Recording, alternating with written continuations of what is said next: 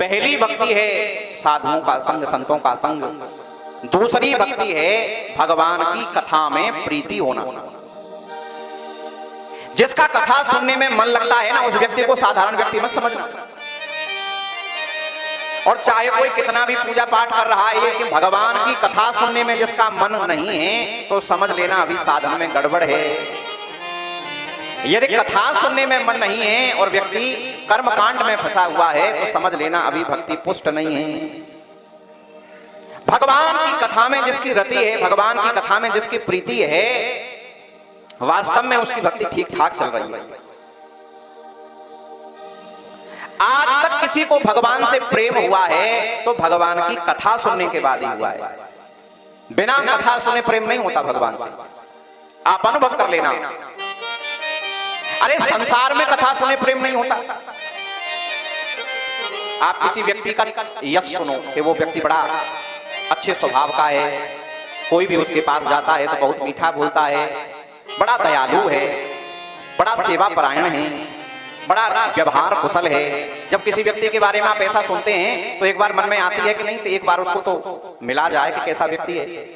और जब आप उससे मिलते हैं तो उसी के अनुरूप उसका व्यवहार निकलता है, तो उससे मैत्री करने का मन करता है कि इसके साथ हमारा मैत्री भाव हो जाए। सुनने के बाद ही उससे प्रीति उत्पन्न होती है। उसी प्रकार यदि हम भगवान की कथा सुनेंगे, भगवान के गुणों का श्रवण करेंगे, उनके यश का श्रवण करेंगे, तो भगवान के प्रति हमारी अनुरक्ति होगी, और ये अनुरक्ति कथा से ही हो सकती है। इसलिए दूसरी रतिमम कथा प्रसंगा। और यहां भी वेद व्यास जी यही कह रहे हैं,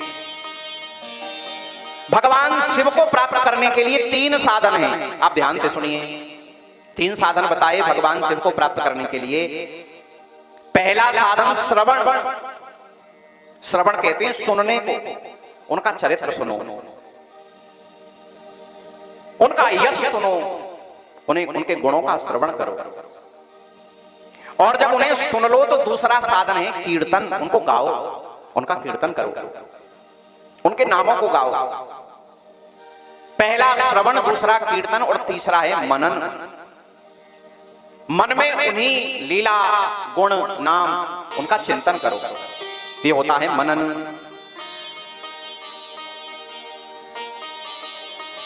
भगवान के नाम को, रूप को, गुण को, यश को सुनना ही श्रवण कहलाता है।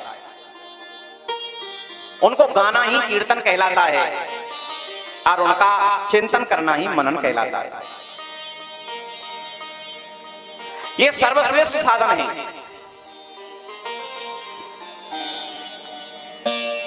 यही 3 साधन नंदीश्वर ने सनत कुमारों को बताए थे भगवान शिव को प्राप्त करने के लिए। श्रवण, कीर्तन और मनन। सूत जी से ऋषियों ने पूछा, कोई व्यक्ति यदि तीनों साधन नहीं कर सके तब भी उसकी मुक्ति का कोई उपाय है क्या? ध्यान से सुनना।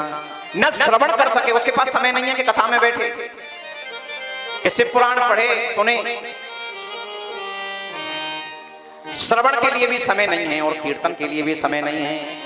और जब श्रवण कीर्तन के लिए समय नहीं है तो मनन के लिए तो कहां से समय होगा?